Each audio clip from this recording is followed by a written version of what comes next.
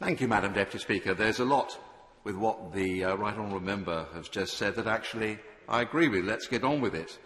Let's come together in this. And I commend the Leader of the House for his approach, for his speech, and the Chairman of the Sponsor Committee body, which I think they both spoke in a very outgoing, moderate and sensible way. So this is not a debate between decant and not decant.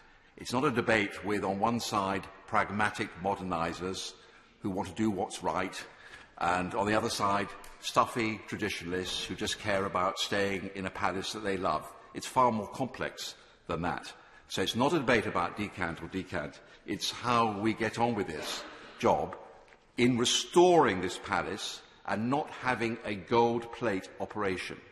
And that is what I want to address my arguments towards. Now, I've got to deal in this regard with what the present proposal is, the Northern Estate Programme as it is.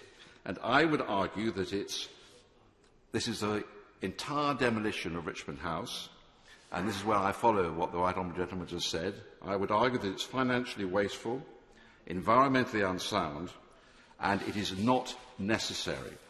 Now, let me look at it in a bit more detail. Let's go back to the original Joint Committee report, which my right honourable friend signed. And that said, a temporary chamber could be established in that's Richmond House, inner courtyard, and the rest of the House of Commons core operations could be consolidated in and around Portcullis House and the Northern Estate. The Northern Estate Programme later found measurements of the Commons chamber, including the exact footprint of division lobbies with the oriel bay windows, would not fit in the courtyard. So the Northern Estates Programme claims this requires the entire Grade 2 star listed building to be demolished, except for its facade, and for total replacement with a new permanent building. Now, my right honourable friend, on the 31st of January 2018, the Leader of the House said, "The conclusion that we came to, preliminarily favouring a complete decant, was based on the assumption that a temporary chamber could be put up in Richmond House. Demolition of Richmond House is a completely different cost basis, and I, for one, would not have come to that conclusion had we known the true picture. The possibility, I will give way, the possibility of demolishing Richmond House is not mentioned at all in the Joint Committee report." I'm grateful to my right honourable friend for giving way. He's right, of course, about the historical sequence, but I hope it's of some reassurance to him to say, since I've been involved in the sponsor body, I can honestly say I have not met a single person, either in this House or on the Restoration and Renewal Programme, who now believes it is desirable to make the full demolition of Richmond House that he alludes to. We have to cut our cloth. And as I was saying in my remarks, and indeed as the Honourable Member for Allen and Deeside was saying just now, we have to work within what we've got, and we need to work out what are the compromises we need in order to do that. Well, that's extremely helpful. And because, as I said, I've got to work with what we have at the moment.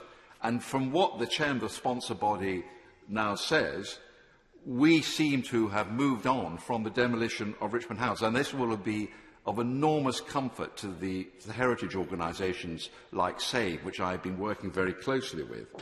Because if you're looking at a Grade 2 star listed building, even the lowest level of listing is defined as warranting every effort to preserve these buildings. That's according to Historic England, and Richmond House is above that. And it was, of course, one of the most important public buildings created in the 1980s. Now, I can cut short my speech because I appear to be a bit on a winning streak here, so I don't really need to quote all the various points which have been made by numerous distinguished architects and historic buildings organisations in favour of this building, which was only put up 30 years ago. And of course it would be environmentally unsound. Yes, I'm happy to give way to the right honourable member.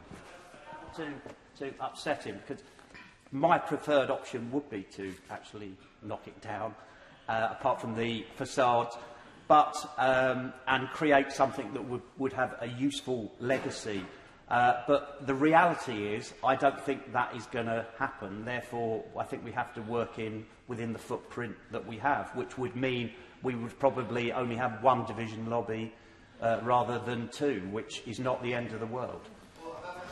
So it's so wonderful to all come together and to find a way forward. And I can provide a way forward because I've been working with SAVE on this. And this is called the Mark Hines proposal, a professional architect. So SAVE commissioned Mark Hines Associates Architects to look into preserving Richmond House. He found that a replica Commons chamber would fit into the Richmond House courtyard. His proposal includes a full chamber, the same size and layout as present, division lobbies, public and press seating at gallery level, somewhat reduced, understandably, handicapped access, and fulfilling full security needs with a separate public entrance with security clearing area, a blast-proof structure, and a private security firm has assessed the plan and said it meets security requirements. So architectural plans prove it's possible. It could be prefabricated off-site. It could be installed by cranes within a matter of months. Independent security consultants confirm it is as safe as existing proposals. It's professionally costed at £46 million. Contrast to reports in architectural press that the current plan, and that's what we're dealing with at present, would cost £1.6 billion. So, to reassure my right honourable friend, the former leader of the House, if the House of Commons insists that we have to decant and we have to create an alternative chamber, I proffer that solution, which saves a listed building, which provides a perfectly adequate alternative. But I must say that there is an even cheaper proposal, which I hope the House will forgive me if I share it with, and that is the Anthony de la Rue proposal, again a professional architect, which I commissioned.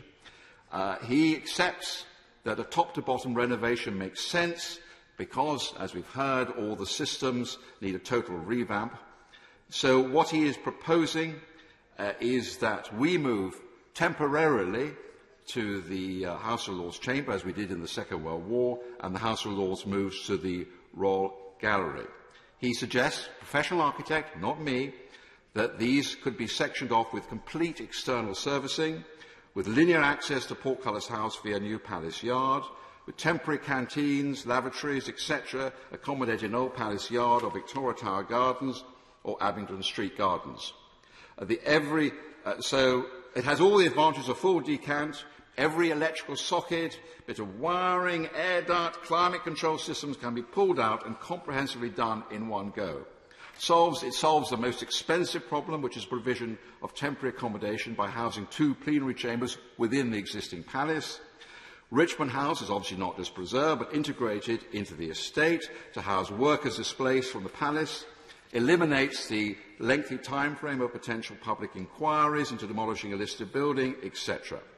And, of course, it retains the QE2 conference centre with all the financial advantages to the Treasury of retaining it and the income they get from it.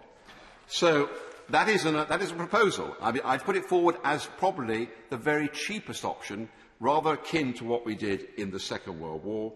But if the House insists on a full decant into Richmond House, then I proffer the courtyard idea. So none of these plans are set in stone. We can be clever, we can pick and choose, but surely time now has moved on. As has been said again and again in this debate, we have proved that we can work virtually. I'm with the Leader of the House. I don't like virtual working, but we can so much shorten the time that we have to be away from this chamber. I mean, there's other proposals that I put which are even cheaper. We know, and I know we can't say much about it, that there's already an emergency alternative pop-up chamber stored somewhere. If we had to move away for a few months or a year, we could use the atrium of Portcullis House. And I've met with the architect of Portcullis House.